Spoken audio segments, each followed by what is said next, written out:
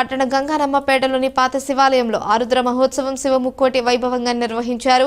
అన్నదాన సమారాధన వస్త్రదానం జరిగాయి. జంగమదేవర అన్నదాన సమాజం తెనాలి 41వ వార్షికోత్సవంలో భాగంగా స్థానిక గంగానమ్మపేటలోని శ్రీ పర్వతవర్ధిని సమేత శ్రీ రామేశ్వర స్వామి దేవాలయంలో శనివారం ఆరుద్ర మహోత్సవం శివముక్కోటి నిర్వహించారు. జంగమదేవరులు అంటే మహేశ్వరులకు అన్నదాన సమారాధన వస్త్రదానం చేశారు. ముందుగా ఉదయం 9 గంటలకు స్వామివారి ఆలయ ప్రదక్షిణలు చేశారు. మున్సిపల్ మాజీ చైర్పర్సన్ పెండాల వెంకట్రావు, 20వ వార్డు కౌన్సిలర్ దేశు యుగంధర్, పట్టణ ఆర్యవైశ్య సంఘం అధ్యక్షుడు గోనుగుంట్ల శ్రీనివాస్ అతిథులుగా హాజరయ్యారు. జంగమదేవర అన్నదాన సమాజం అధ్యక్షుడు బదరి నారాయణరావు, ఉపాధ్యక్షుడు వేమూరి సుబ్బారావు, కార్యదర్శి పివి సుబ్బారావు, సంయుక్త కార్యదర్శి పెండాల సుబ్బారావు, కోశాధికారి ఉప్పాల వరదరాజులు సభ్యులు పాల్గొన్నారు.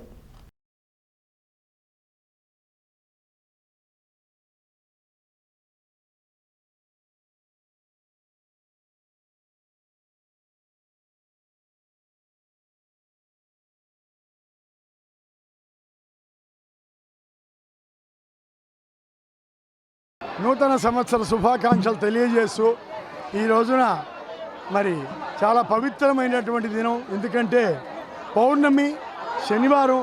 ఈ రోజున మరి ఆ యొక్క పరమేశ్వరుడి యొక్క ఆశీస్సులతో శివముక్కోటి ఉత్సవం మరి గత 20 సంవత్సరాలుగా 25 సంవత్సరాలుగా మరి నెరవేరుస్తున్నాం. ప్రతి సంవత్సరం కూడా ఎక్కడెక్కడి నుంచో ఎన్నో మరి నంద్యాల, మార్కాపురం ఎన్నో చోట్ల నుంచి ఆ యొక్క జంగమదేవరులు ఇచ్చేసి ఆ శివుడి మీద భక్తితో ప్రేమతో వాళ్ళందరికీ భోజనం పెట్టి వస్త్రదానం చేస్తున్నాం ఈ సంస్థ తరఫున. ఇది లోక కళ్యాణార్థం జరుపుతున్నటువంటి కార్యక్రమం. ఈ కొత్త సంవత్సరంలో ప్రజలందరూ సుఖ సంతోషాలతో ఉండాలి, రైతులు సుభిక్షంగా పంటలు పండాలనే భావంతో చేస్తున్నటువంటి ఈ యొక్క శివుడికి నైవేద్యం పెడుతున్నటువంటి కార్యక్రమం ఇది. దీనికి ఇచ్చేసిన ప్రజలందరికీ, భక్తులకి మా జంగమదేవర అసోసియేషన్ తరఫున మరి సంఘం తరఫున అందరికీ నూతన సంవత్సర శుభాకాంక్షలు తెలియజేస్తూ ఆ పరమేశ్వరుడు జంగమదేవర అన్నదాన సమాజం తరఫున ప్రతి ఒక్కరు కూడా ఈ రోజున జంగమదేవర్లకు శివముక్కోటి సందర్భంగా ఈరోజు ఆరుద్ర నక్షత్రం చాలా పవిత్రమైన రోజు. ఈ రోజున జంగమదేవర అన్నదాన సమాజం జంగమదేవర్లందరూ కూడా వస్త్రదానము, అన్నదానము కార్యక్రమం చేస్తున్నాము. గత 40 సంవత్సరాల నుంచి కూడా ఈ శివాలయం ప్రాంతంలోనే ఈ కార్యక్రమాన్ని నిర్వర్తిస్తున్నామని చెప్పి 50 మంది ప్రజలకి తెలియజేయాలి.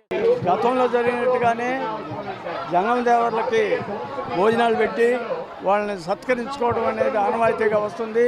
అది అంతా కూడా మరి ప్రతి సంవత్సరం జరిగే కార్యక్రమమే.